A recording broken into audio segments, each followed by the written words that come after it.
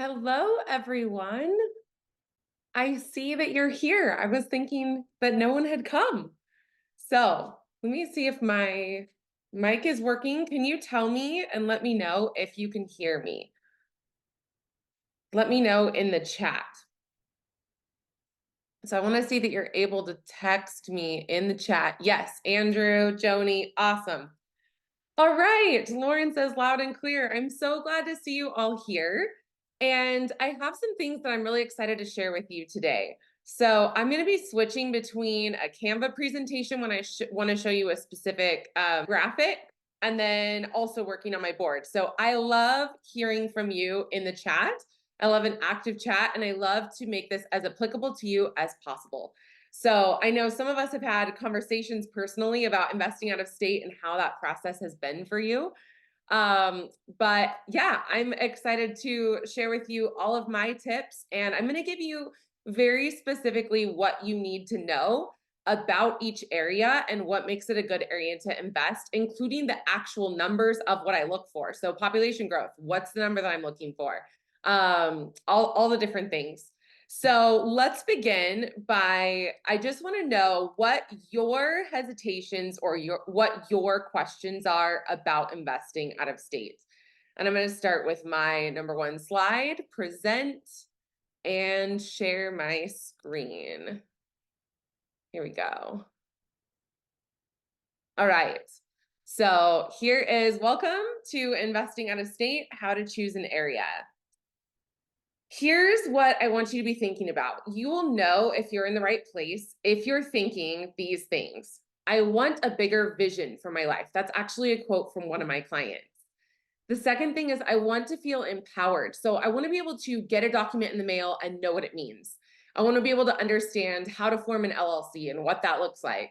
I want to be able to look at a property, be able to analyze it, and then also know if that's a good property worth moving forward on. Those are the types of things that we're going to be learning today.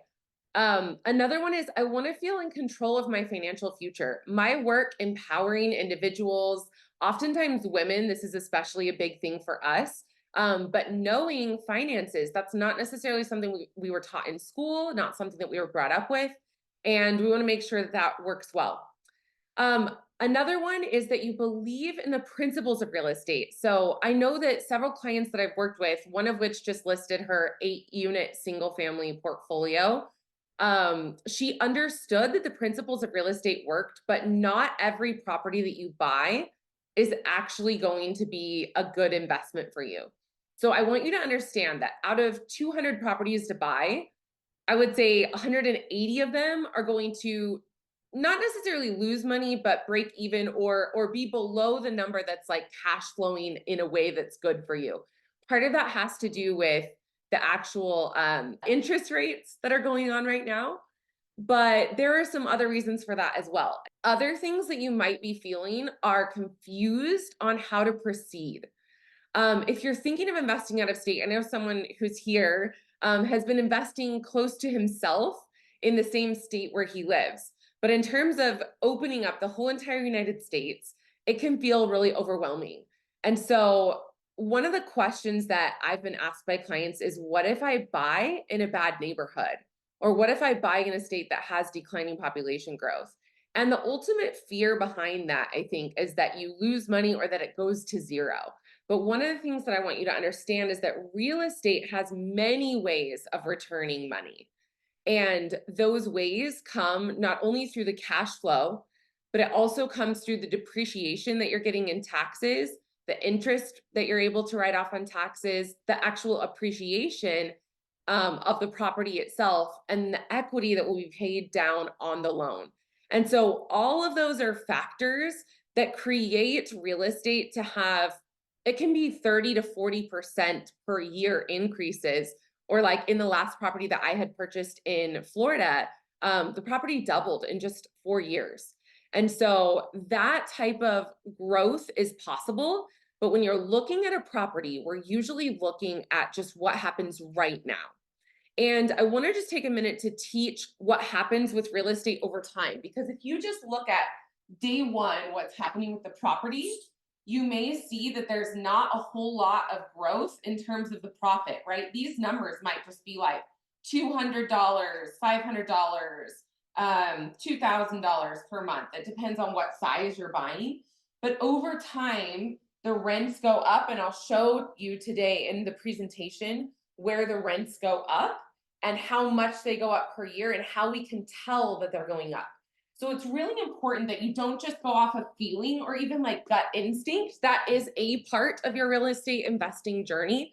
But what's even more important is actually knowing the data. And so that's something that I want to help you with, because a lot of you have done a lot of work on your mindset and you're aware of your personal growth, but you may not have seen the actual data and had the knowledge to make a wise decision. So one of the other things that you might be thinking is, how do I find a good property manager out of state? We're going to talk about that today.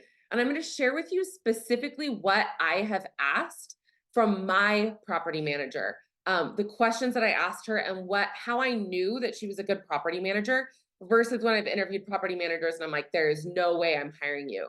I actually want to show you today what a statement looks like that you get from a property manager and what a really good one is, and how you can tell that they've done the work to manage and optimize the property so that you can do that as well. Another question that you might have is, how do I find contractors?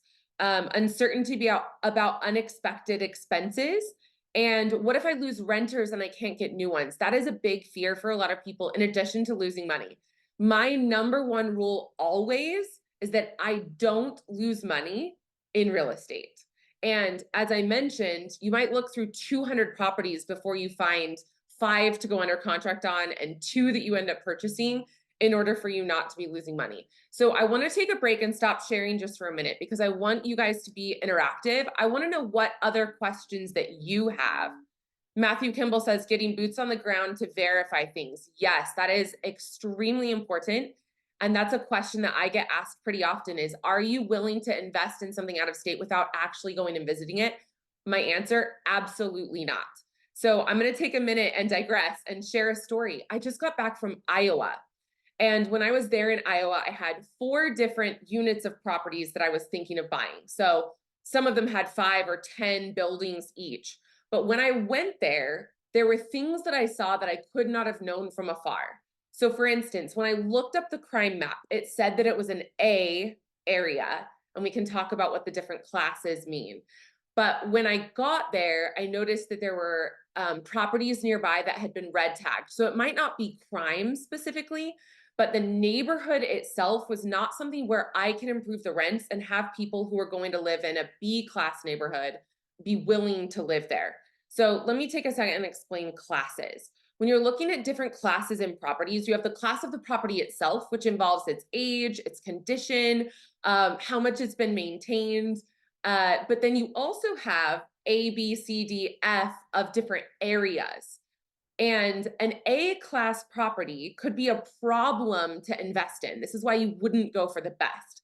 Because when you go for the best A-class property, you're actually paying top dollar, and then you have to rent it at top dollar. And when the market changes, it's going to affect you greatly. That's actually a problem for you. And so I would more prefer to see you do something like buy a C or a B class property that can be improved to a B class property. That's going to give you some wiggle room in terms of that amount of profit that you're going to be making. So there's the property itself, and I would even be willing to go down to a C class property as long as it were in a good area. So I personally prioritize area over property. I want everyone to put in the chat, what are your other questions or your concerns about investing in property out of state? Because I want to make sure that I get all of those answered today. I'm going to write down your questions first. So how do I narrow down from a desirable MSA to a reasonably reliable zip code or neighborhood? Okay, so MSA is like the overall within a state. So it's basically state, MSA, and then a zip code or a neighborhood. Today, we're going to cover more the state because that's what you need to know. Another question, finding a good team for maintenance or repairs. So today we're going to cover contractors and we're going to cover management, how to find an out-of-state manager. Manager. There we go. I'm afraid of not being able to manage an out-of-state property without an expensive manager. Yes, so we're going to include the cost of this and what management should be and how much you should be paying for that. Learning local laws. Yes, that is an awesome question. And I'm going to tell you about how we did that in Cedar Rapids. We just had a meeting with the city. We had 13 officials in a room, and I'm going to share what types of questions that we were asking. Another one, managing possibly without a property manager from afar. Yes. Okay, so can I self-manage? I actually do self-manage some of my own properties, and I'll explain why I manage each one. I want you to ask yourself, on a scale of 1 to 10, what is my belief that no matter what I choose, I will learn from it? I will handle the challenges that come up, and it's going to be a learning opportunity for me either way. I want you to put that number in the chat. And I want to say it's okay if it's low. I'm going to stop sharing and I'm going to look at the chat and see what you guys are putting. 8.5, 10, incredible. 0, yes. So we have a very wide range. For those of you who did not answer 10, a 4, what is the difference between where you are now and believing that it's a 10? What would you have to know, or what would you have to think to make it a 10? Matthew, 10, but with the fear of the financial failure. Awesome. Okay, thank you, Piper, Joni, Lauren, Jessica, Matthew, V. I appreciate you all putting your answers in the chat. So what would you have to believe in order to make that a 10, your belief in yourself? V, somebody I trust to be boots on the ground. Okay, that's so helpful to know. If you had someone in the area, I like to call this a competitive advantage. One of the competitive advantages that you would have is someone who you trust to go look over the contractor's work, to meet your tenant in person, and that can be really helpful. Anyone else? Someone said, I say 10 because I have already learned so much from mistakes and it has been hugely valuable. Yes, that is so true. And I know because we personally talked about some of the mistakes that you have made in investing out of state, right? This is so true for everyone. Anyone else? Do you have anything that would change it from where you are now up to that full belief in yourself? What I'm going to suggest is that for you, you can decide to know what's keeping you from a 10, and then you can decide to believe the thoughts that work for you to make it a 10. So I actually asked myself this question and did my own homework. Some of the things that I noticed were looking for a specifically right way to invest. When I'm looking for the right way, it's holding me back. And this is perfectionism in disguise. The right way is for you to get somewhere faster rather than paying attention to what's happening right now and the opportunity that's in front of you and looking if that's possible. And then knowing that there isn't a right way. People invest in every single area of the entire country just because they choose to. Okay, let me see. I would want to feel more confident in my ability to analyze deals and profitability.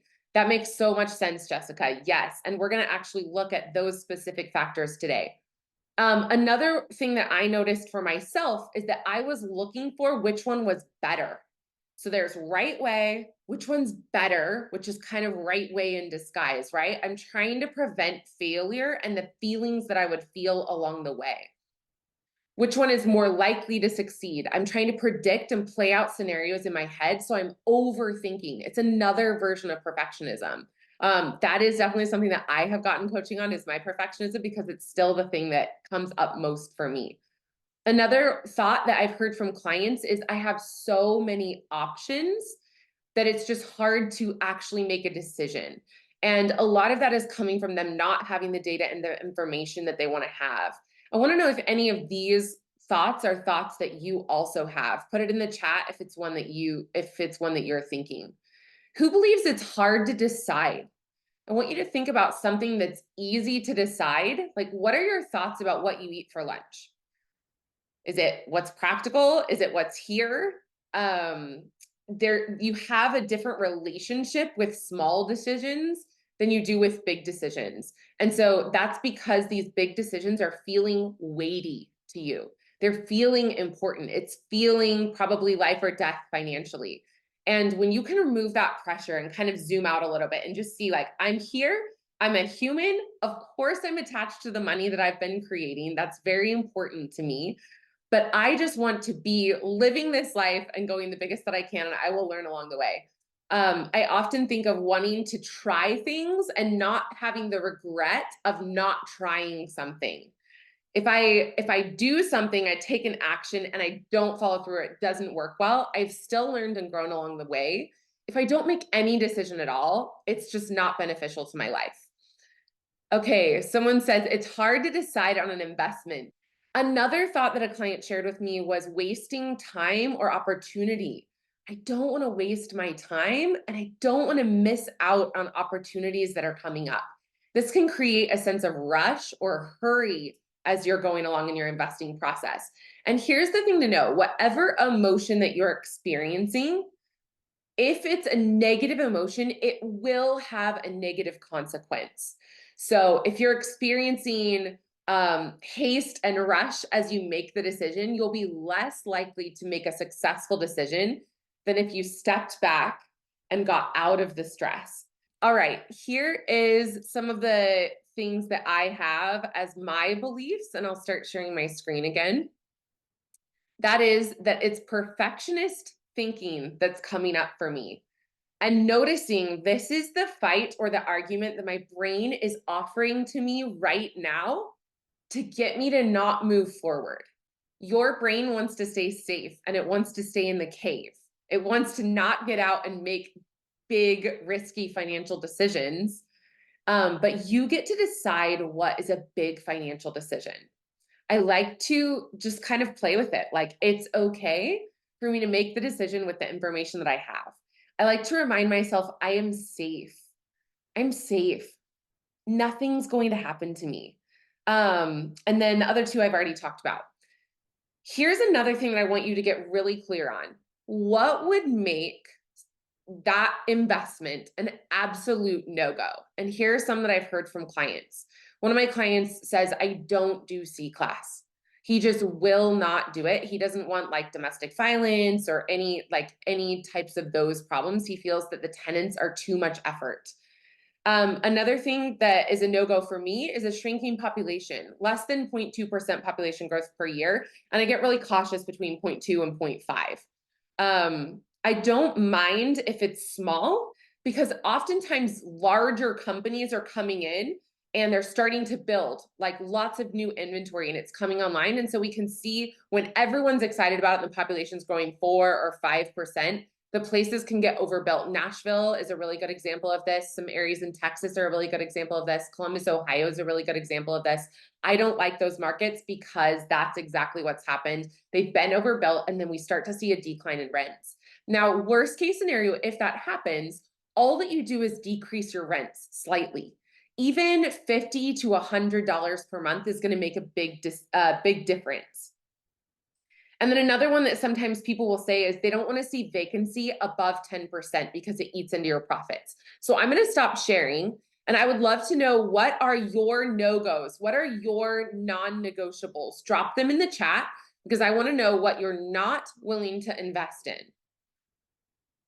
And I'm going to read some of them out as you say them.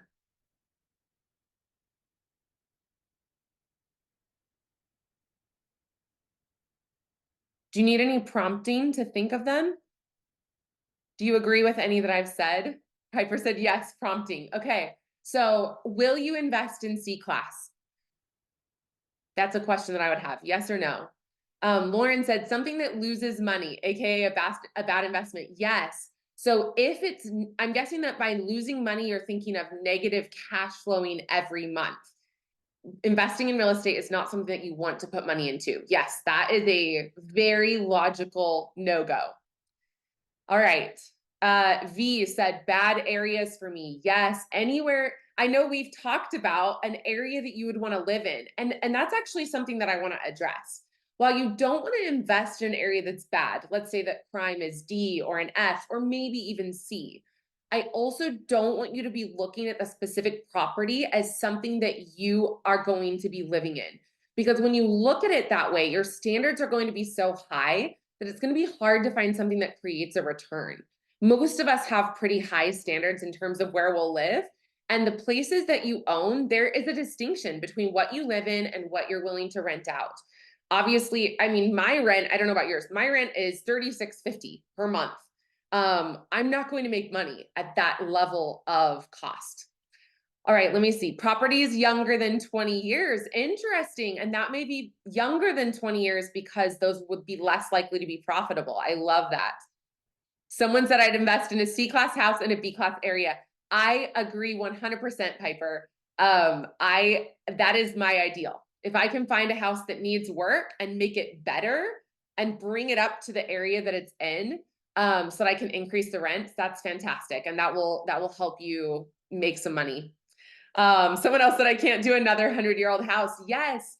There are some things that come along with age. There's the lead requirements, but there's also things like the ducting. If a property is 100 years old, there may not be ducting throughout the entire property for you to be able to even upgrade the heating or the water or the water systems. Boilers can be really expensive, some things like that. So I love that. All right, I'm going to open back up my presentation and start sharing my screen again. Okay, so I love that you know what would make it an absolute no-go for you that you just wouldn't touch. Next, I want you to define, what does success look like to you? And I want you to think of this not in terms of like a quick hit or just about the money, but I want you to know what your deepest desire is.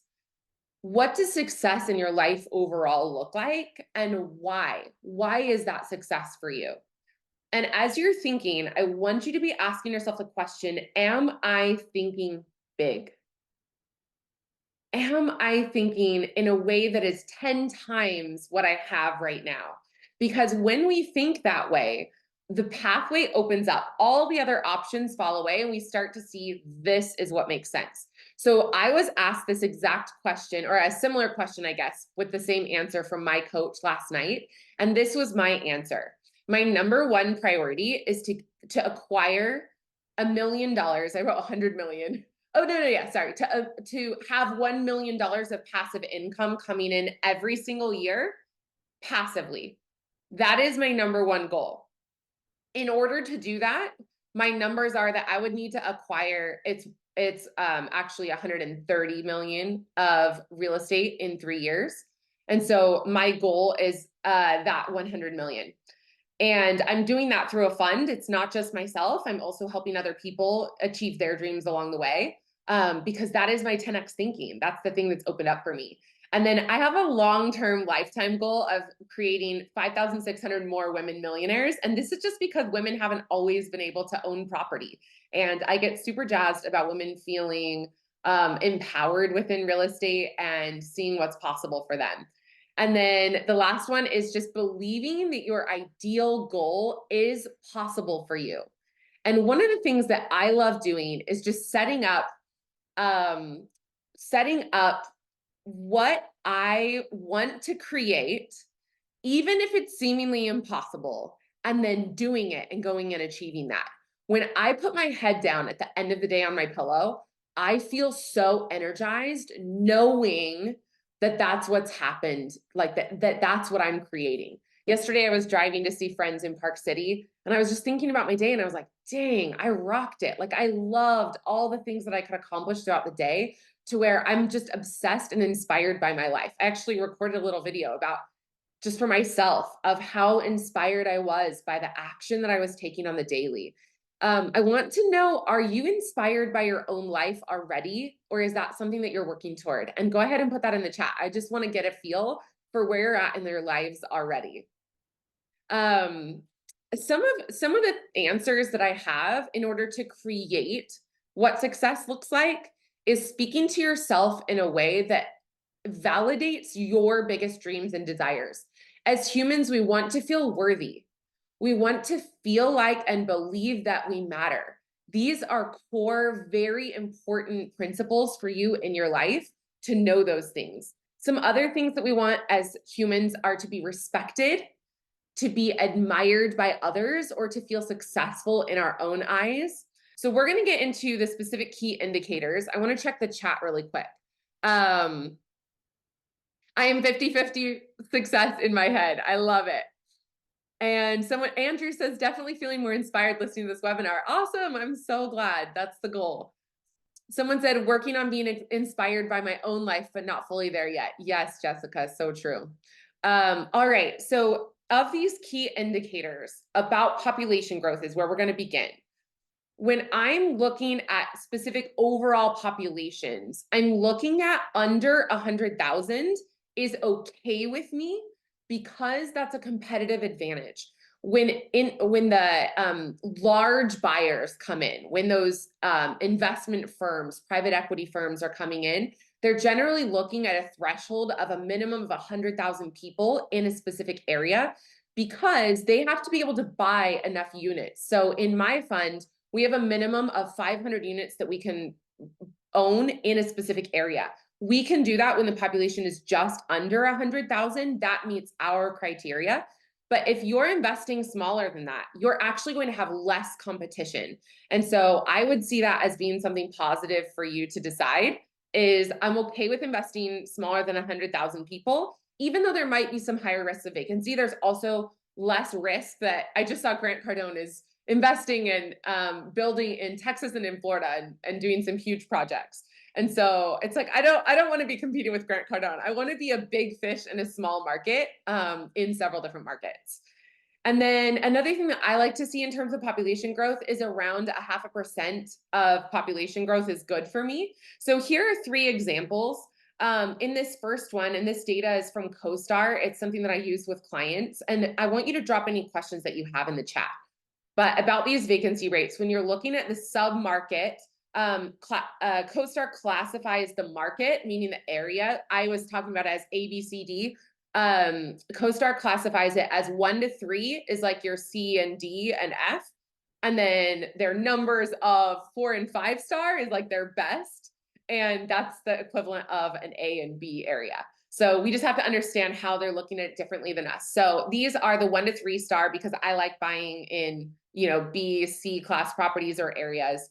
The market overall is a 6% vacancy. I like to see under 10%, and we'll talk about vacancy later. But the population growth here is incredible. 4.58%, 3.82%, 4.93%. Those are massive numbers. Anything over, I would say anything under 1 is decent. Anything that's negative, like on the right-hand side, you can see 0.93, 0.76, 0.49. I would not invest in that market, even though the vacancy is 5.6%, just because of the negative population growth. Because if you think of the property that you own over a long period of time, when you go to sell, if you ever sell 20 years from now or 10 years from now, however long it is, you want to be able to sell that property and the rents need to support that. And so that's very important. All right, let's move to the next slide. I want to, as we're looking at population growth, I want you to think about the population change, meaning where people are migrating in and out of. I had a philosophy or a theory that Florida would experience population growth back in 2019 because I believed that people would be able to work remotely. So I moved to Florida because I liked their real estate market. That was the main factor.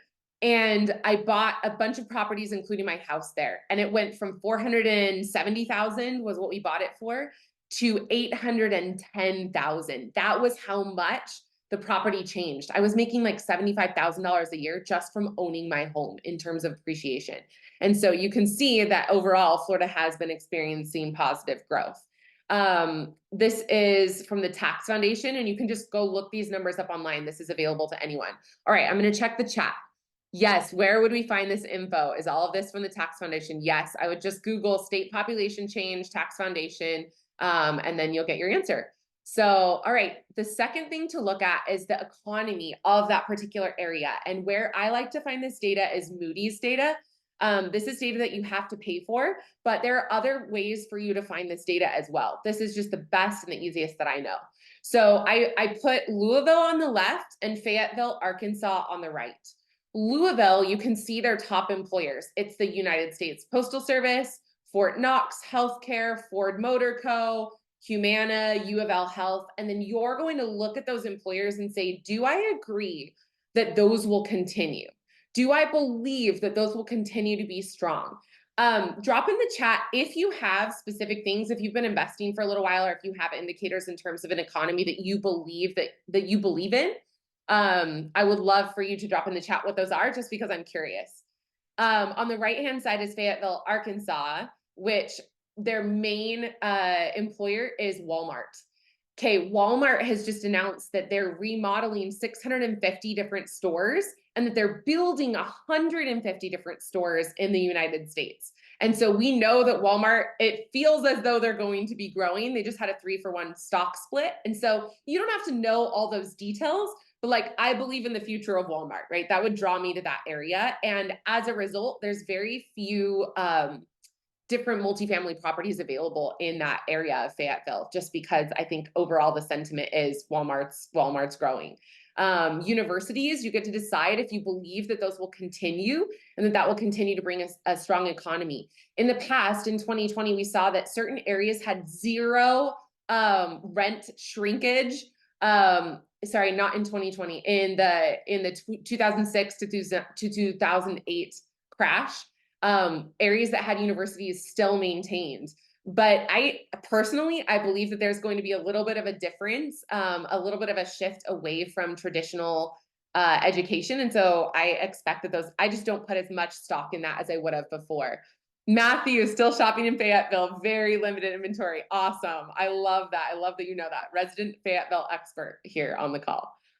Okay, the next thing that we're going to look at is the cap rate. And before we look at what that is, these graphs, I want to explain to you cap rates and what they are. So cap rates are measuring you have your three numbers that they include. It's the total gross income that you'll be bringing in every year, and they're going to subtract all of your expenses. If you want a number to guesstimate, I like to guesstimate between 30 and 35% expense ratio, depending on how good the property is. Now, if it needs additional work, you'll need to add that in. That's under a different line item. It's not considered your typical 30 to 35% expenses. But you can just, as a ballpark, if I'm running quick numbers, I'm like, here's the property, here's its income, times 0.7 or times 0.65 to get the total net operating income. And once you have that net operating income, you divide that by the purchase value to get the cap rate, and you just convert it to a percent. So I think would it be helpful for me to share an example of this? I'm kind of thinking it might be.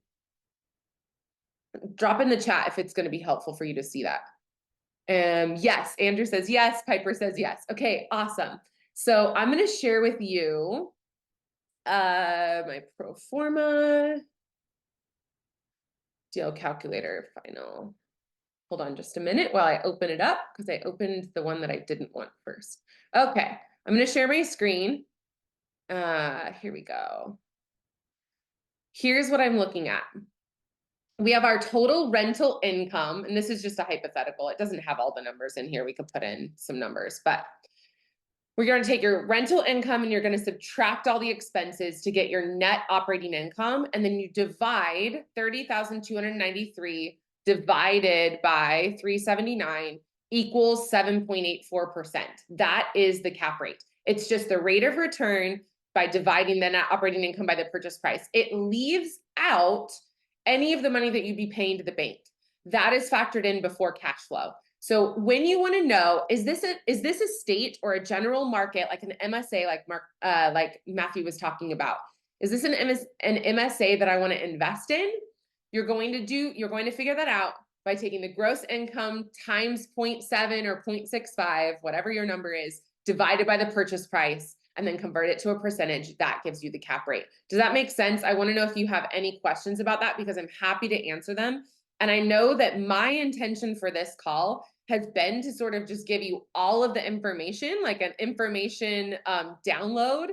And then if you feel overwhelmed, just ask me about it. But I just want to give you all the information that I use with my clients so that you could do this on your own. Okay, let me see what someone said in the chat. How do you find that out before you purchase the property? Just guess based on market rental rates. Yes, Piper. When you're looking at Zillow or when you're looking at Crexi, there will often be either in Crexi, they'll attach rent rolls that you can look at and they will show you their numbers that they work from. And then if you are working on Zillow, oftentimes try and look for 2, 3, 4 unit properties, and the agent will put their total rent in the Zillow listing. If not, you can call the agent and just say, what are the gross rents in this area? If you don't want to do that, your second option is to look at the rental rates in that particular area. So like I'm going to pull up Louisville, Kentucky, and then I'm going to choose 2-bedroom, 1-bath because that's the rental that I'm comparing. And then I'm going to look at in that area, what are the 2-bedroom, 1-baths renting for? And that will give me an estimated rental rate. Then I'm going to times that rental rate. Let's say that you're buying a 4-plex in Louisville. You're going to times that rental rate by 12 months. So let's say it's $1,000 a month that you're renting for and you have 4 units. You're going to say 4 units times 1 is $4,000 times 12 gives you your gross income of $48,000. So maybe I'll do this on the board. So you have your gross income, your EGI, effective gross income is what that's called, 48,000. Then you're going to times by 0.7 or 0.65. I would just do 0.65 because it's more conservative, which will give you your number. I'm going to do it right now, just so that this is so real time. 48,000 times 0.65 equals $31,200. And when you get that number, you're going to divide it by, let's say that the property costs 400,000. And so the value of the property itself is 400,000 equals 0.078. And then when you convert that, it's 7.8%. So your cap rate for that area is 7.8%. Does that make sense? Yes, I will say what the ideal cap rate is. Thank you for asking. So now looking at, oh, that might have been hard for you to see. Let me stop sharing just for a minute so that you can see my math. 48,000 times 0.65 is 31,200 divided by 400,000 is 0.078, which is 7.8% cap rate. These are overall cap rates that I have found this data again from CoStar. The cap rates that we're looking at, it shows us the US overall trend, but you want to look at the different areas that you're buying in and see the cap rate. So the first one is 6%. The second one is 6.8%. And the third one is nearly 9%. So if I were looking between these three, just looking on cap rate, I want the 9% return, not a 6% return, right? It's simple math. How much money do you want to make on your money? 9%. That's your answer. I also need to look at something else, which is the price per unit trend. Let's say that I can buy a $500,000 property. I want to make sure that I can buy some multiple units because the more people that I have paying me, the more income I stand to make in most cases. Density drives value. With the sales pricing, we need to look at that as well. So can I buy as many units at an average of 150,000, at 100,000, or at 60,000? 60,000, right? And what you want to see is this top graph needs to be below the US average. The price to get in is low and the return is above the US average. The return is higher than the US average. There are properties and areas that look completely the opposite of this. I'll give you an example. In LA, the cap rate is about 4%, whereas the national average is 5.5%. Sometimes even down to 3% return on your money. That's like worse than a bond. And then the price per unit is going to be like 300,000 to 400,000 per unit. This one's not even on the map. I didn't put it on here because I know it's not even a possibility. Like you don't want to invest there for so many reasons, most likely. But anyway, so these are the cap rates that we're looking at. In this case, Cedar Rapids, Des Moines, Iowa would be absolutely ideal. We can also kind of take a nod from Walmart. Here we go. I'll share my screen. You can see where they're actually upgrading their locations. look at where most of this is concentrated. It's mostly concentrated in the Midwest to the South.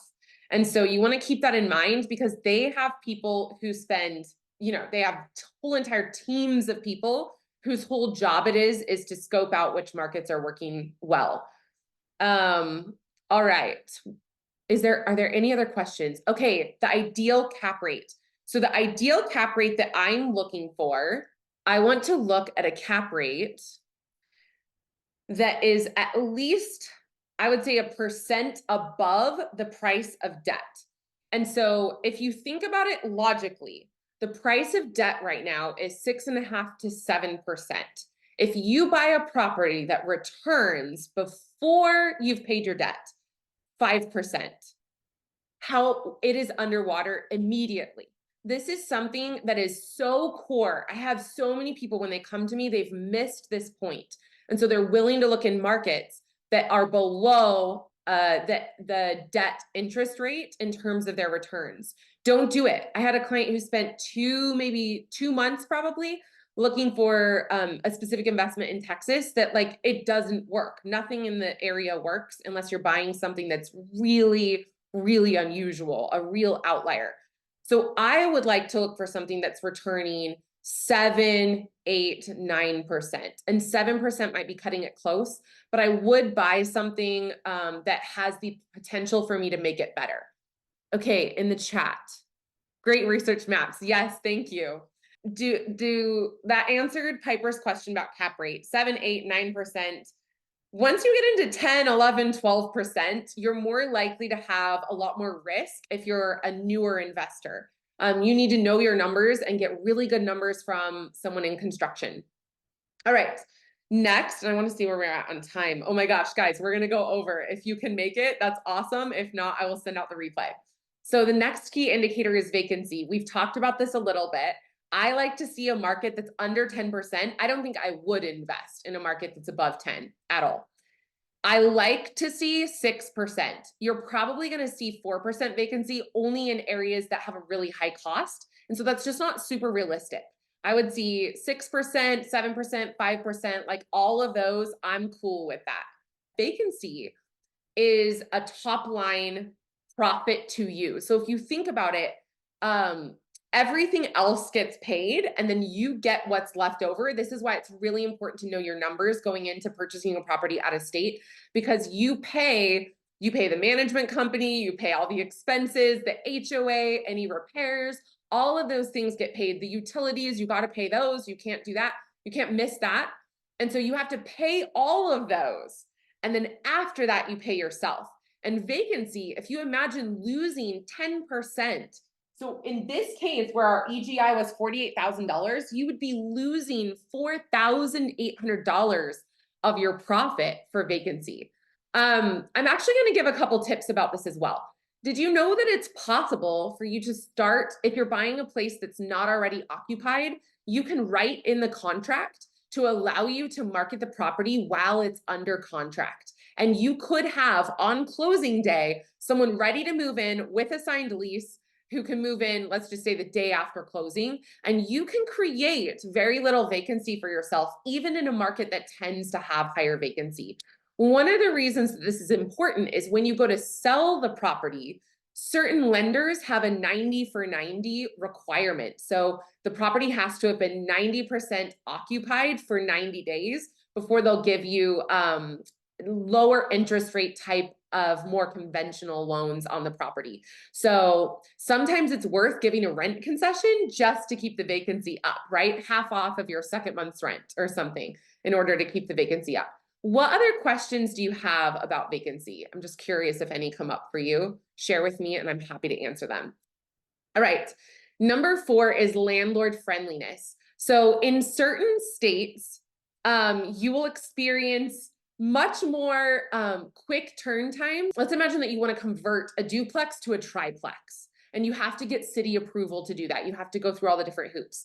Well, certain areas don't allow that, or they allow it over a very, very long period of time before they get back to you. That's one of the criteria that makes an area not landlord friendly. Other things that make places landlord friendly. Some of them, like we lived in Seminole County, Florida, and we were allowed to increase the rent however much we wanted. But right next to us in Orange County, Florida, you were not allowed to increase the rent except for a certain amount per month. So if you were to buy a property that was grossly under rented, for instance, let's say your average is $656 per month and it should be at $800, it's going to take you a while to bring up that rental income. And that might slow down your BRRRR process. If you're buying, it's the BRRRR strategy of investing in real estate is buy, renovate, rent, refinance, and then repeat. And so it's going to slow that process down for you if you can't increase the rents quickly. Let's talk about crime rate. I want to show you specifically how to look up a crime rate and where I do that. So I use doorprofit.com, which is some data that I pay for as a coach. But you're going to be able to go to doorprofit.com and type in any address across the entire US. And I actually know the person who's created this. She worked with a developer for a little over a year just to get the crime maps to be very accurate. So they've thrown out things like drunk driving or things that don't really affect properties, and they've kept the areas that have property crime that actually affects you as the landlord to give you an idea of what you will be dealing with. Obviously, crime could be an issue. You're willing to tolerate some crime, and especially in more densely populated cities, you could definitely experience some crime, some higher crime there. And it might be worth it though for you. For me, I will go with certainly A, but it's unlikely to find a property that makes money in A. B and C are fine. D, I start getting worried. F is an absolute no. So it will actually give you a number rating, A being the most safe, F being the least safe. The next one that I want to share with you is property taxes and insurance costs. But as I'm sharing this, I want to check in with each of you. How are you feeling as I'm going through all of these factors? Are you feeling overwhelmed? Are you feeling like scared or nervous? Is it feeling complex? I want to know what's coming up for you. Joni says, no questions, but this is great info. Piper says, I'm excited and ready to start looking. Okay, awesome. Good for you. Everyone else, let me know. I have this just written out of the property taxes and insurance costs for residential property. I will invest in areas that have high property tax rates, but one of the things that I want you to watch for that most people don't know is that when you transact a property and it's transferred from one individual to another, the deed is recorded. And when that deed is recorded, the property becomes reassessed. So if someone's owned a property since 2010, that property's assessed value is probably going to be half of what it would be if you were to transact the property now. And so I want you to anticipate that the property taxes are going to change. And I have specific directions. I'm happy to walk you through if that would be helpful on how to find the exact property tax in that exact area.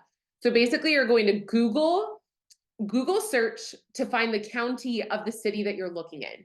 Once you do that Google search, you're going to type in whatever county it is, Lynn County Assessor. And then you're going to go to the assessor's site and you're going to look at real property search. When you open up that real property search, you're going to put in the address and you're going to see the percent of the tax rate that it's being charged, or you can figure that out by taking the amount that's being charged every single month and dividing it by the total cost of the property. So you could just say, let's say that it's $2,000 and the property is assessed at $200,000.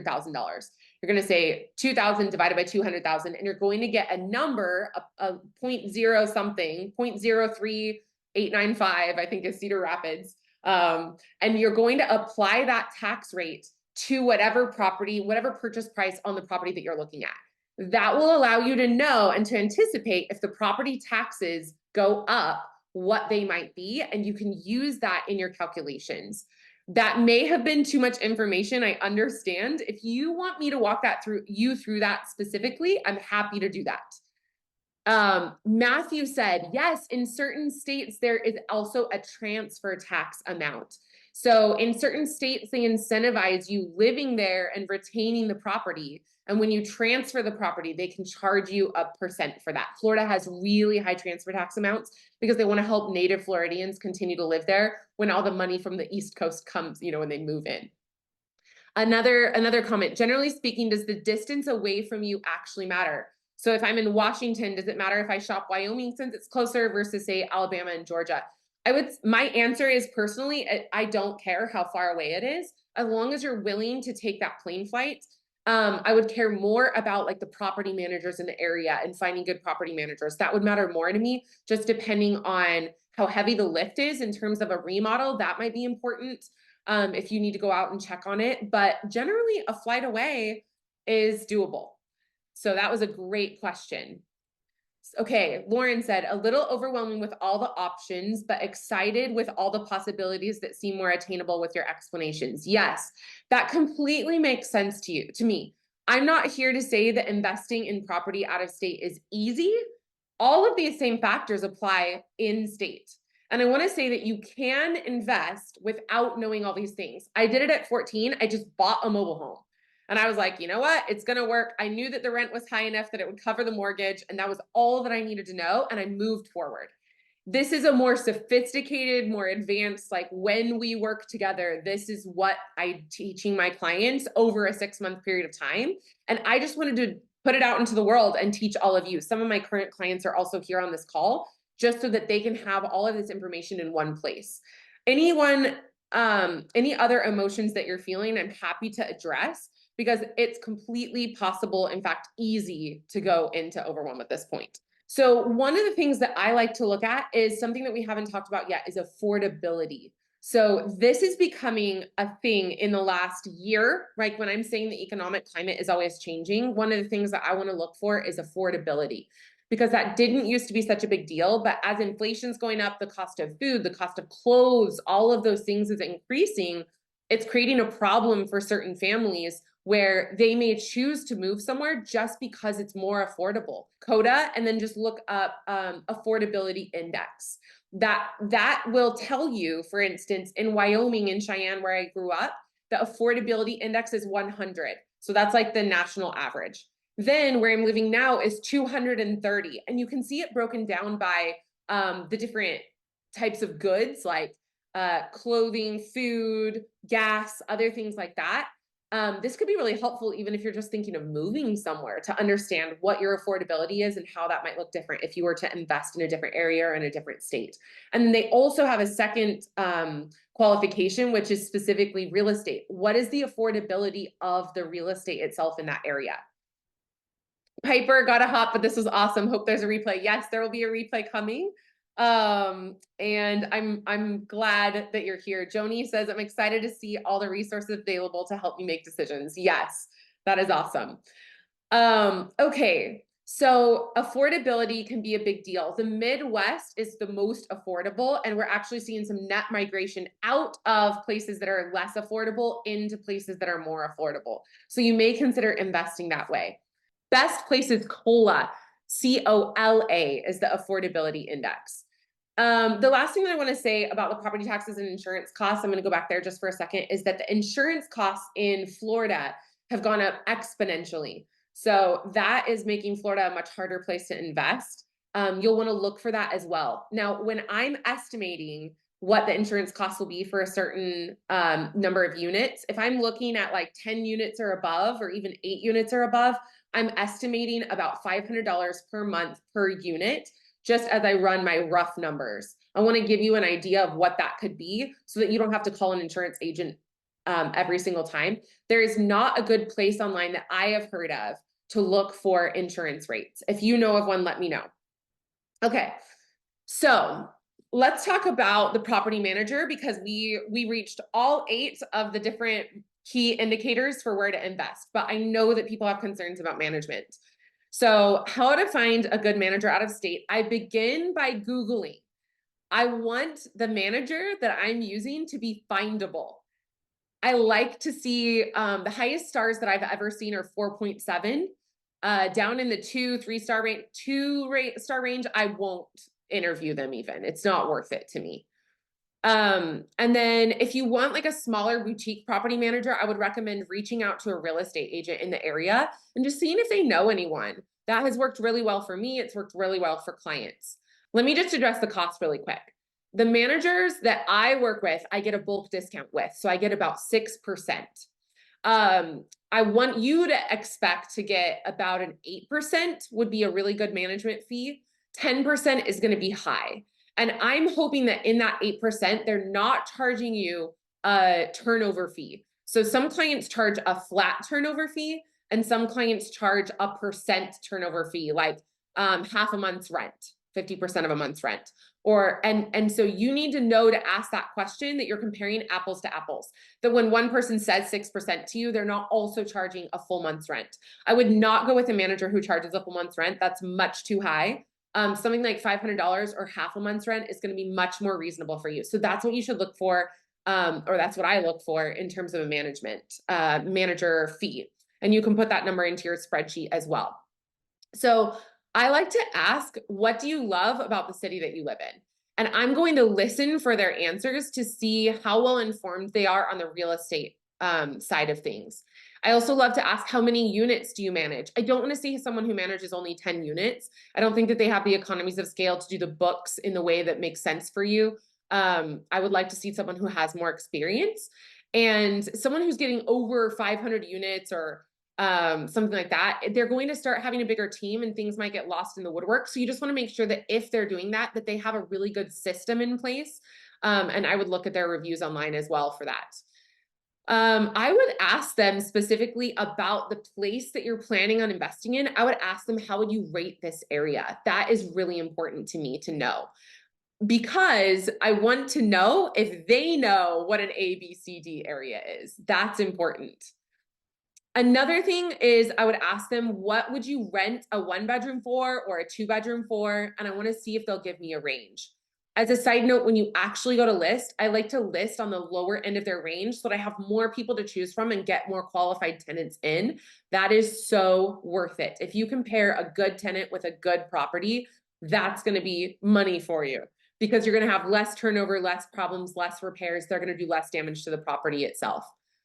I would like to know, for your numbers, as you're doing your pro forma, in your market, are your utilities reimbursed? Does the landlord usually pay water? Because that's something that you want to factor in. One of my clients has a place in Beloit, Wisconsin, and she is expected to pay for water. Well, that impacts her numbers. And so you want to know what's kind of the market standard, and you also want to know that they know what the market standard is. You're kind of going to be listening for their philosophies as you talk to the property manager. One good manager that I was talking to said, if you aren't willing to put money into your property, we aren't willing to manage it. And she said, I have seriously actually fired clients because they wouldn't put in the money or invest the money to continue improving their property. This is a really big deal, because if you have a manager who doesn't care, the path of least resistance for them is not to remodel the property for you.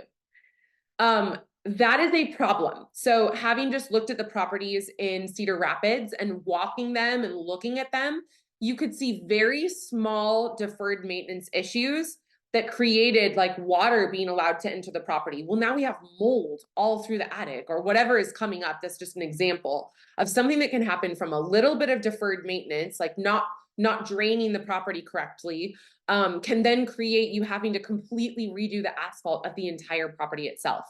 Another question that I would ask is, what type of payments do you accept? And you want to know if they're willing to work with Section 8 housing, if that's something that you're looking at investing in. Section 8 is like where the government pays for the client's rent or for your tenant's rent. I don't usually like to work with Section 8 housing, but there are some applicable tax benefits for doing that. The tax benefits used to be much bigger than they are now. So that's why it just doesn't matter as much. Listening for their overall perspective on the market and the things that they say. So when I was talking to an expert property manager, she said, we're near an Air Force base. The College World Series comes here. We have Olympic swim trials. It's the home of Berkshire Hathaway. It's one of the top 25, properties and whatever it was amazing in. It has more millionaires per capita. This was for Omaha, just as a fun, or more billionaires per capita than any other city, which is kind of fun. Amazon and Google are coming in. I like to ask, like, How is the landscape of the rental market changing? Are the rents increasing? Are they decreasing? And I can look that up on CoStar data. We can see exactly the percent change per year, so that you have some projections for if the population's growing and the rent has tended to be growing. Now you can know, okay, it's likely that my rent will go up, not down. That's very important to you. But I want to listen for, does the property manager know that Amazon and Google are coming into the Omaha area? Or in Jeffersonville, Indiana, do they know that Facebook's building a data center there? The girl in Omaha said Facebook's coming into the Papillion area. And then she told me specifically about that area that she would look for specifically to have a rental in. So you could ask them for their recommended areas. Property managers set aside an hour to talk with them. If they take an hour with you, like, they're an excellent property manager if they can answer all these questions and give you all of this information. They will be very instrumental in estimating your rents. As you're looking at your numbers, I also want you to be looking at the rent that is typical for that area. And you can do that on doorprofit.com by putting in the actual address. And then it actually shows you on a specific map what the 2 bedrooms are renting for in that area. Let me see if I have one. I think I have one of those on my desktop that I can share with you, so that you can better estimate the rents. For an area rental comp, we were looking at 4 bedrooms for this particular client, and the rents were, this is the number, the square footage. And when you call the property manager, I would know the square footage. And then these are the rents that they're getting. And you can see exactly where those properties are. So doorprofit.com is a great resource for that. The other one is called Rentometer, Rentometer. That's another way that you can estimate rents. I would also just take the theory that you are a renter and go on Zillow and look at their 2 bedrooms and look at the condition and ask yourself, would I rather my property or that property for that price? Estimating the rents is extremely important because small changes times 12 can result in a very big difference of your effective gross income. All right. Let me see if there is anything else. I know we want to talk about contractors. Do you have any other questions about property managers specifically? Otherwise, I'm going to address me property managing out of state and how that works and when I'm willing to do that. And then I'm going to address contractors. So when I invest out of state, I am looking for for my ability to take care of that property. So it needs to be something that doesn't need a lot of work. But I also self-manage one of my properties that's in Florida, and I'm willing to do that just because it's a condo. The people are already in it. I know that they're planning on staying for several years. And on that particular property, like, I have called and asked them, is there anything that's not working, anything that's broken, anything that needs to be repaired? And overall, like, they haven't had any problems. So some of that involves the condition of the property. It also involves how many properties you have in terms of in that market, in terms of economies of scale. So if I just have a one-off property, I will be more willing to manage that. And then also, if I know someone in that area, or if I'm able to hire someone who understands real estate, like a realtor, if I could pay them to just go show the property for me and to interview the tenants, I would have a Zoom call with the tenants. I would also have them go show the property to the tenants, and then I would pay them for their services because it's going to save you a lot more than 10%. So again, that's your own personal decision. You can decide if you want to do that. But I just remembered that I wanted to show you what a really excellent property manager statement looks like. So let me share my screen. Let me see the other questions. I have to go for a client call, but can't wait for the replay. Thanks so much for being here, Joni. I'm so happy to have talked with you and to have had you here. All right, so this is an example of numbers from a property manager that, do you see how broken down every single number is? They have workers' compensation, payroll, leasing. They've broken out even the maintenance, fire protection, appliance parts, carpet cleaning, electrical parts. This is the most excellent property manager statement I have ever seen in my entire life. I want to tell you something that's acceptable is the rent rolls. Essentially, here are the properties, here's each unit, here's their rent. This is the type of contract that's in place. And then you just see when they received the income and if they had any late charges. And it usually has like the name of each person and let me think what else. That's it, whether it's a 2-bedroom, 1-bedroom, and what they're renting at and for how long. So that plus some expenses that are written out, even if they're looped or are jumbled into a bigger category, that's okay. I loved the detail that this property manager worked in. They were absolutely excellent and went above and beyond. Okay, let's dive into contractors. So when you are looking for a good contractor, you are going to be able to get, you're going to be able to ask them a few things. So you're looking for timeline, cost, and quality of work. And you'll want to get 3 bids. I get at least 3 bids because especially with contractors, they can vary greatly. Now I want you to imagine that you can have 2 of the 3. Timeline, cost, quality. So you can have a quick timeline and high quality, but you're probably not going to get the cost to be super low.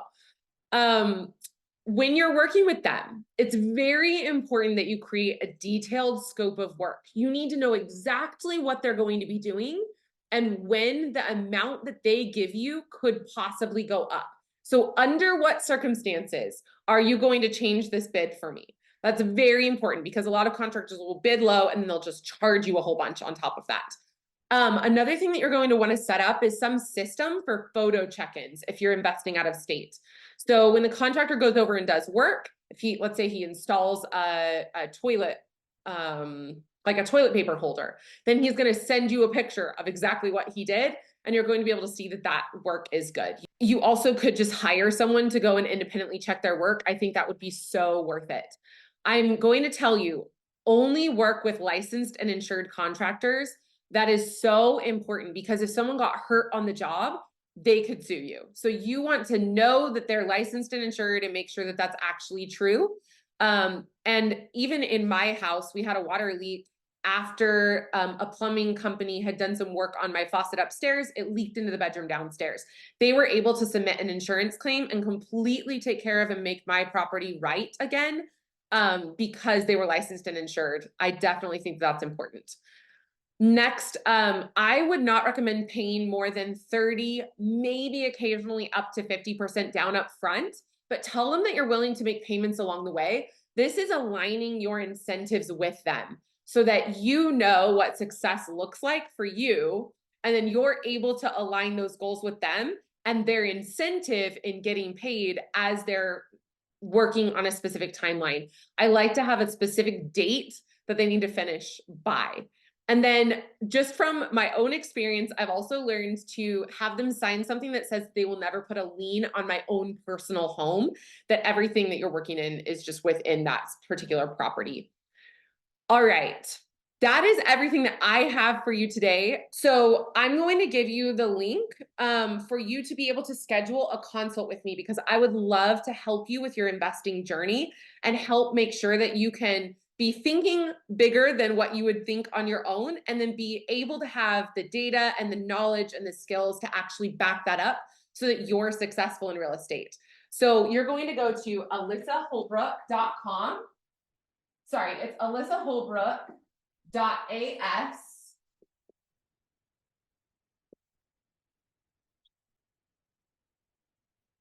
.me/consult call. And I'll send this out to each of you in an email as well. But I would recommend that you just go book your consult right now. I just opened up a couple spots for Friday and a couple spots for Monday. But I would love to talk with you and help you on your investing journey as you're considering investing out of state or close to home, and kind of create your overall strategy for investing.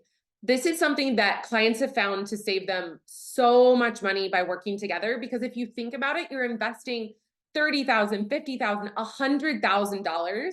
And so having a coach and an expert who's been doing this for 20 years, who has had all the experience in buying small properties, commercial properties, everything, that is going to greatly increase your ability to be successful. So again, ALYSSAHOLBROOK.AS.ME/consult call.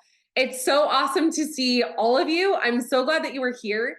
I have up to 10 more minutes to stay. If anyone has any questions, I want you to drop them in the chat. Matthew said, as always, you are amazing. Thank you so much. And thank you for being here. I know that this was an hour out of your day, and I hope that it was worth it. I know that you investing out of state is possible for you.